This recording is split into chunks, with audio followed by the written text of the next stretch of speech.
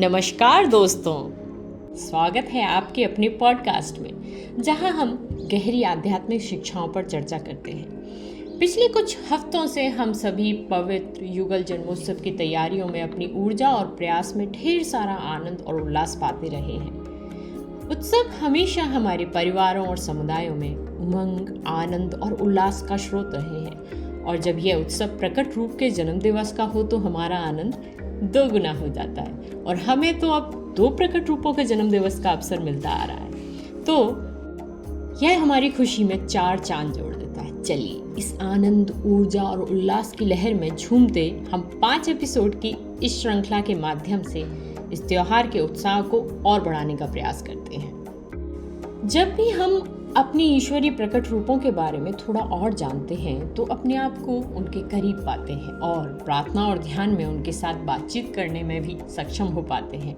आप जानते हैं, बाब का जन्म इस्लामिक कैलेंडर के मुहर्रम महीने के पहले दिन हुआ था, जबकि बहाउल्लाह का जन्म दूसरे दिन हुआ था। बाब का जन्म 1819 में और बहाउल्लाह का जन्म 2 साल पहले 1817 में हुआ था।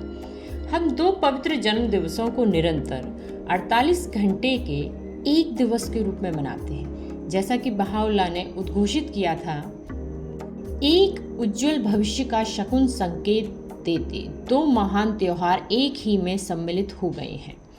ईश्वर के किसी भी अवतार के जन्म दिवस को मनाना स्वयं में आनंददायक है, फिर 2 प्रकट रूपों के जन्म दिवस एक साथ मनाना आनंद को दोगुना कर देता है। इसलिए ये पवित्र दिन दुनिया भर के बहाई समुदाय में वर्ष के सबसे खुशहाल और सबसे आनंदमय समय में माने जाते हैं। हालांकि एक अर्थ में बहाई केवल पवित्र युगल जन्मोत्सव पर ईश्वर के 2 प्रकट रूपों के जन्मदिवस नहीं मना रहे हैं, वे एक नई वैश्विक चेतना के आगमन और विश्व नागरिकता की सुबह का भी जश्न मना रहे हैं। इतिहास साक्षी है कि अतीत में राष्ट्रों, जातियों और धर्मों, समुदायों और संस्थाओं के मध्य लगातार युद्ध और संघर्ष होते रहे हैं, किंतु आज सार्वभौमिकरण के इस युग में संपूर्ण पृथ्वी एक देश और समस्त मानव जाति इसके नागरिक की परिकल्पना साकार होती नजर आ रही है।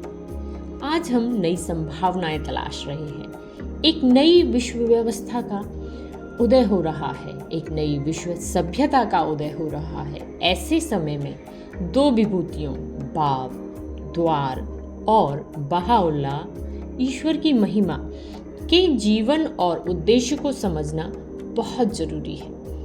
इन 2 विभूतियों ने अपनी शिक्षाओं के माध्यम से उस महिमाशाली युग का प्रारंभ किया जिसका वचन अतीत के सभी धर्म ग्रंथों में दिया गया है। ये 2 विभूतियां ईश्वर की पवित्र चेतना के प्रभाव से अनुप्राणित हुई। इस संसार में मानव जीवन धारण कर मानव जगत को सद्मार्ग पर चलने और अपनी नियति को प्राप्त करने की प्रेरणा देती रही। उपलब्ध इतिहास में ईश्वर अवतारों के समय समय पर आते रहने की कथा हमें मिलती है, जो लगभग 1000 वर्ष के अंतराल में आते रहे हैं। कृष्ण, बुद्ध, जरस्थुस्त्र, मूसा, ईसा, मोहम्मद, बाब और बहाउल्लाह। अब्दुल वहा कहते हैं, ईश्वर के ये पवित्र प्रकटावतार वैसे ही आते रहे हैं जैसे संसार में बसंत ऋतु का आगमन, क्योंकि हर वसंत एक नई सृष्टि का समय होता है। आज के एपिसोड को विराम देने के लिए हम आपके साथ पढ़ रहे हैं तीर्थ यात्रा की पाती से एक छोटा सा अंश। हे तू भव्यता के प्रकटावतार, अनंतता के सम्राट, धरती और आकाश पर जो कुछ भी है तू उन सब का स्वामी है। तुझ पर ही वह कीर्ति आश्रित है जो तेरी दिव्य आत्मा से उदित हुई है और वह गरिमा जो तेरे दैदीप्यमान सौंदर्य से चमकी है। मैं साक्षी हूँ कि तुझसे ही ईश्वर की सत्ता और साम्राज्य, उसकी भव्यता और उसकी गरिमा प्रकट हुई और चिरस्थायी आभा के दीवान छत्रों ने अपनी कांति बिखेरी। तेरी अकाट्य आज्ञा के आकाश में और सृष्टि के क्षितिज पर अगोचर का सौंदर्य चमका है।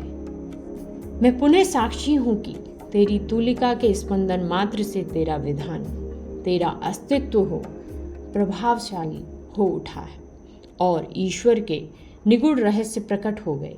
समस्त वस्तुओं को अस्तित्व प्रदान किया गया और समस्त प्रकटीकरण धरती पर भेजे गए। धन्यवाद।